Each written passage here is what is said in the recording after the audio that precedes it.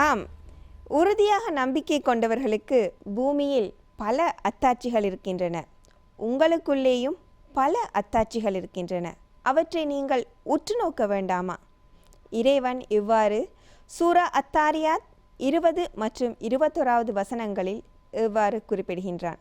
இன்றைய பிறையொளியின் நூல் அறிமுகம் நிகழ்ச்சியில் நாம் உங்களுக்கு அறிமுகப்படுத்தவிருக்கும் நூல் கலாநிதி டாக்டர் ரைஸ் முஸ்தபா அவர்கள் எழுதி வெளியிட்டுள்ள அத்தாட்சிகள் எனும் நூல். இது அவர் வைத்தியர் எனும் காரணத்தினால் அவர் வாழ்க்கையில் சந்தித்த பல்வேறுபட்ட சிறுவர்கள், அவர்களுடைய குடும்பங்கள், அந்த சம்பவங்களை நமக்கு இலகுவான மொழி நடையில் கதையாக சொல்லிச் செல்கின்றார். இந்த நூலினை வாசிக்கும் பொழுது நிறைய நோய்களை பற்றி அறிந்து கொள்ளக்கூடியதாக இருந்தது. அந்த நோய்கள் ஏன் ஏற்படுகின்றது, அந்த நோய்க்கான நிவாரணம் அல்லது மருந்து என்ன என்பதையெல்லாம் தாண்டி நம்முடைய மனித உடலினை இறைவன் எவ்வாறு படைத்துள்ளான், அந்த மனித உடலுக்கும் இந்த குர்ஆன் வசனங்கள் சொல்லும் விடயத்துக்கும் எவ்வாறான தொடர்புகள் இருக்கின்றன என்பதனை இந்த நூல் மிகச் சிறப்பாக நமக்கு எடுத்துரைக்கின்றது. இந்த நூலில் அவர் முதலாவதாக குறிப்பிடும் ஒரு விடயம் என்னவென்றால், நம்முடைய வாழ்க்கையில் நடக்கும் ஒவ்வொரு விடயங்களுக்கும், அதாவது நம்முடைய உடலில் ஏற்படும் சின்ன சின்ன மாற்றங்களுக்கும் குர்ஆனுக்கும் என்ன தொடர்பு இருக்கின்றது? மனிதன் மண்ணிலிருந்து, அதாவது களிமண்ணால் தான் படைக்கப்பட்டான் என்பதற்கான சான்றுகள் நாம் மண்ணுக்குள் செல்லும் போது கூட நம்மால் உணர்ந்து கொள்ள முடியும் என்று சொல்கிறார் டாக்டர். தனது 30 வருட கால மருத்துவத்துறையில் அவர் சந்தித்திருந்த ஏராளமான சிறுவர்கள், அவர்கள் சந்தித்த நோய்களில் மிக கொடுமையான நோய் என்று அவர் குறிப்பிடுவது இரைப்பை குடல் நோய். அந்த நோய் எதற்காக ஏற்படுகின்றது? உடலில் ஒரு விதமான இரசாயன மாற்றங்கள் ஏற்படும் போது அந்த நோய் ஏற்படுவதாக மருத்துவர் குறிப்பிடுகின்றார். அத்தோடு அந்த நோயினை பற்றின ஆராய்ச்சியினை செய்யும் பொழுது சுப்ஹான் அல்லாஹ், மனிதன் மண்ணிலிருந்து தான் படைக்கப்பட்டான், மண்ணில் இருக்கின்ற மூலக்கூறுகளுக்கும் மனிதனின் உடலில் உள்ள மூலக்கூறுகளுக்கும், ஏன் எம் உடலில் செப்பு எனும் மூலக்கூறு கூட இருக்கின்றது, அந்த செப்பில் ஏற்படும் சில மாற்றங்களால் ஏற்படும் நோய்தான் அந்த இரைப்பை குடல் நோய் என்கிறார் மருத்துவர். இவ்வாறான பல நோய்களை பற்றியும் மருத்துவம் என்ன சொல்கின்றது, இஸ்லாம் என்ன சொல்கின்றது, குர்ஆன் என்ன சொல்கின்றது என்பதை தெளிவுபடுத்துகிறார் இந்த நூலின் மூலம். ஆவர்த்தன அட்டவணை நாம் எல்லாம் விஞ்ஞான பாடத்தில் கற்றிருக்கிறோம் இல்லையா? அந்த ஆவர்த்தன அட்டவணையில் இருக்கின்ற மூலகங்களும் நம்முடைய உடலில் இருக்கின்ற மூலகங்களும் எவ்வாறு தொடர்பு படுகின்றன, அந்த மூலகங்களும் மண்ணுக்கும் எவ்வாறான தொடர்பு இருக்கின்றது, அத்தோடு இந்த உலகமே 70% நீரினால் நிரப்பப்பட்டிருக்கின்றது. அதேபோல் மனிதனுடைய உடலும் 70% நீரால் உருவாக்கப்பட்டிருக்கின்றது. அதாவது நீர் நம்முடைய உடலில் 70% இருக்கின்றது என்பதை சொல்லி செல்கின்றார் நூலாசிரியர். தாய்ப்பால் ஊட்டுவது என்பது எவ்வளவு முக்கியமானது. சாதாரணமாக பிறந்த குழந்தைகளுக்கே தாய்ப்பால் என்பது மிகவும் முக்கியமாக இருக்கும் பொழுது NEC எனப்படும் நோய் ஏற்படுவதாகவும், அந்த நோய் முக்கியமாக குறைமாத குழந்தைகளுக்கு அதிகமாக ஏற்படுவதன் காரணத்தினையும் குறிப்பிடுகின்றார். புட்டிப்பால் கொடுப்பதன் மூலம் எந்த விதமான பலனும் இல்லை என்றும், தாய்ப்பால் புகட்டுவதன் முக்கியத்துவத்தையும் இஸ்லாமும் எந்த அளவுக்கு சொல்லி இருக்கின்றது, அதனை குர்ஆன் வசனங்களின் ஊடாகவும் நபி மொழிகளின் ஊடாகவும் சஹாபி பெண்களின் வாழ்க்கை வரலாறுகளின் ஊடாகவும் நமக்கு விளக்க வைக்கிறார் நூலாசிரியர். தன்னுடைய சேவைகளை வழங்கியிருக்கின்ற காலத்தில் பார்வை புலனற்ற 2 சிறுமிகளை சந்தித்த அனுபவத்தினை நூலாசிரியர் நம்மோடு பகிர்ந்து கொள்கிறார். அந்த மாணவிகள் எவ்வாறு கற்கின்றார்கள்? கண்ணால் பார்க்க முடியாது, ஆனால் அவர்கள் வாசிக்கின்றார்கள். அதனை எவ்வாறு இறைவன் ஏற்படுத்தி இருக்கின்றான் என்பதை வியந்து கூறுகின்றார் நூலாசிரியர். இரவில் சுரக்கின்ற சில நொதியங்களினால் தான் நம் உடல் வளர்கின்றது என்பது நாம் அனைவரும் அறிந்த விடயம். ஆனாலும் இன்றைய தொலைபேசி, தொலைக்காட்சி நிகழ்ச்சிகள் காரணமாக நாம் மிகவும் நேரம் காலம் தெரியாமல் தூங்கிக் கொண்டிருக்கின்றோம். இரவு ரொம்ப நேரம் கழித்து தூங்குவதால் எம்முடைய உடலில் எவ்வாறான பாதிப்புகள் ஏற்படுகின்றது என்றும், குர்ஆனில் அல்லாஹ் சூரா நபஊவில் இரவில் நேரத்தோடு தூங்குவது, அதிகாலையில் விழித்தெழுவது பற்றி எவ்வாறு தெளிவாக கூறியிருக்கின்றான் என்றும், அதற்குள் ஒளிந்திருக்கும் மருத்துவ ரகசியங்கள் பற்றியும் இந்த நூல் சொல்லிச் செல்கின்றது. நிச்சயமாக நாம் ஆதி மனிதனை களிமண்ணிலிருந்து அதன் சத்தினால் படைத்தோம்.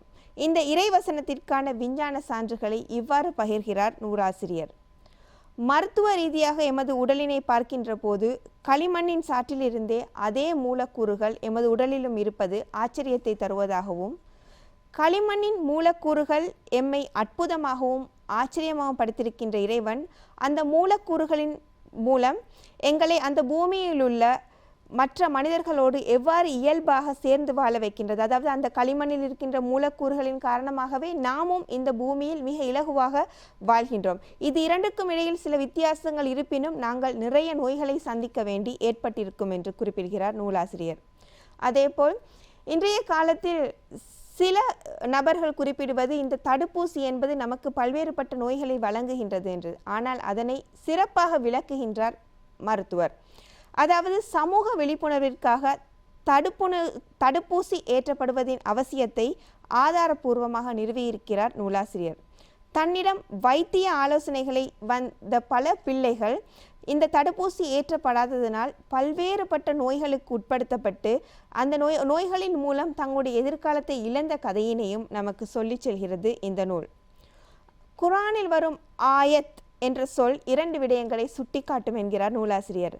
ஒன்று குர்ஆனிய வசனங்கள், மற்றொன்று அத்தாட்சிகள். அதுதான் இந்த நூல். அதாவது குர்ஆனுடைய ஆயத்துக்களுக்கு 2 பொருள்கள் இருப்பதாகவும் அந்த 2 பொருள்களில் ஒன்று அத்தாட்சிகள் என்றும் குறிப்பிடுகின்றார் நூலாசிரியர்.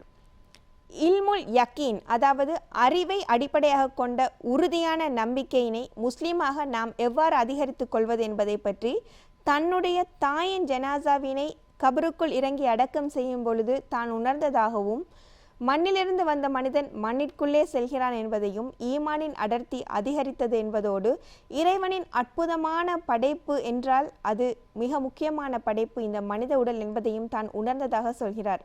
நமக்கு இருக்கும் அறிவு எப்பொழுதுமே நாம் நாத்திக சிந்தனைகளை உள்ளடக்கியதாக இருப்பதை காட்டிலும் இறைவனுடைய பண்புகள், அவன் எங்களை எப்படி உருவாக்கி இருக்கின்றான். இன்று எத்தனையோ விஞ்ஞான ஆராய்ச்சிகள் மனிதனை போல ரோபோக்களை செய்ய முயற்சித்த போதிலும் மனிதனை போன்ற ஒரு ரோபோவை இன்று வரை எந்த விஞ்ஞானமும் கண்டுபிடிக்கவில்லை. ஏனென்றால் மனிதன் என்பவன் இறைவனின் படைப்பு என்கிறார் நூலாசிரியர். இந்த நூலை நாம் வாசிப்பதன் மூலம் முக்கியமாக நாம் அறிந்து கொள்ள வேண்டிய விடயம் எதுவாக இருக்கும் என்று நினைக்கிறீர்கள்?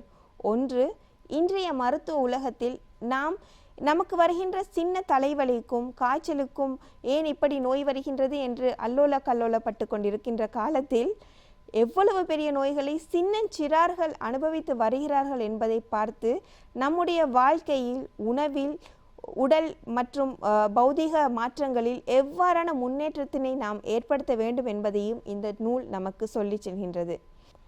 நேர காலமின்றி சாப்பிடுவது, உறங்குவது போன்ற அந்த தீய பழக்க வழக்கங்களை இஸ்லாம் ஒருபோதும் நமக்கு அனுமதித்ததும் இல்லை, போதித்ததும் இல்லை. இஷாவுடன் நம்முடைய உணவுகளை முடித்து கொண்டு உறங்கச் செல்வதே நம்முடைய உடலுக்கு பல்வேறுபட்ட ஆரோக்கியத்தை வழங்குவது என்றால் அது மிகையாகாது. அது மாத்திரமன்றி நாம் அதிகாலையில் விழித்தெழுவதன் முக்கியத்துவம் பற்றியும் நிறைய நூல்களில் பார்த்திருக்கின்றோம். இந்த நூலும் அதைத்தான் நமக்கு எடுத்தியம்புகின்றது. அதிகாலையில் எழும்புவது, நேர காலத்தோடு தூங்குவது, அத்தோடு சரியான நேரத்தில் அளவான உணவை உட்கொள்வது என்பது நிறைய நோய்களில் இருந்து நம்மை பாதுகாத்து ஆரோக்கியமாக நம்மை வைத்திருக்கும் என்பதையும் இந்த நூல் சொல்லி செல்கின்றது. ஆகவே இந்த நூலை நிச்சயமாக தாய்மார்கள் வாசிப்பது என்பது அவர்களது குழந்தைகளை எவ்வாறு சரியான, சமனான, ஆரோக்கியமான குழந்தைகளாக வளர்க்க முடியும் என்பதனையும் இந்த நூல் நமக்கு கற்றுத்தருகின்றது. இன்றைய நூல் அறிமுகம் நிகழ்ச்சியில் நாம் வழங்கியது கலாநிதி டாக்டர் ரைஸ் முஸ்தபா அவர்கள் எழுதிய அத்தாட்சிகள் எனும் நூலாகும். இதேபோல் உங்களுடைய நூல்களும் அறிமுகப்படுத்தப்பட வேண்டி விரும்பினால் நீங்கள் அனுப்பி வைக்க வேண்டிய முகவரி: தயாரிப்பாளர் பிறையொலி, முஸ்லிம் நிகழ்ச்சிகள் பிரிவு, இலங்கை ரூபவாகினி கூட்டுத்தாபனம், Colombo 7. The producer Piraiyoli, Muslim programs unit, Sri Lanka Rupavahini corporation, Colombo 7. இன்று என்பது இருளில் முடிந்தாலும் நாளை என்பது எப்போதும் வெளிச்சத்தில் தான் ஆரம்பிக்கின்றது. இன்றைய நிகழ்ச்சியிலிருந்து உங்களிடமிருந்து விடைபெறும் நான் ஃபாத்திமா சுமையா ஜின்னா. அஸ்ஸலாமு அலைக்கும் வரஹ்மத்துல்லாஹி வபரகாத்துஹு.